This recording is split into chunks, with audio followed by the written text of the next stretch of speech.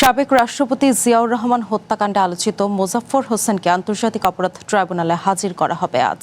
এর আগে ট্রাইব্যুনালের চিফ প্রসিকিউটরের করা এক আবেদনের পরিপ্রেক্ষিতে বিচারপতি নজরুল ইসলাম চৌধুরীর নেতৃত্বাধীন আন্তর্জাতিক অপরাধ ট্রাইব্যুনাল ২ গত মঙ্গলবার তাকে হাজির করার আদেশ দেয়। সেনাবাহিনীর আরেক কর্মকর্তা অবসরপ্রাপ্ত লেফটেন্যান্ট জেনারেল মাসুদ উদ্দিন চৌধুরী মানবতাবিরোধী অপরাধের যে মামলায় কারাগারে আছেন, মোজাফফরকেও সেই মামলায় গ্রেফতার দেখানোর আবেদন করা হতে পারে। একই সঙ্গে তাকে জিজ্ঞাসাবাদও করতে পারে ট্রাইব্যুনালের তদন্তকারী সংস্থা। এমনকি প্রয়োজন হলে মাসুদ উদ্দিন চৌধুরীর সঙ্গে মোজাফফরের সংশ্লিষ্টতা খুঁজতে দুইজনকে একত্রে মুখোমুখি জিজ্ঞাসাবাদেরও কথা জানান চিফ প্রসিকিউটর। গত 15 জুলাই রাতে বনানী ডিওএইচএস এর একটি বাড়ি থেকে মোজাফফর হোসেনকে গ্রেফতার করে সেনাবাহিনীর কাছে হস্তান্তর করা হয়।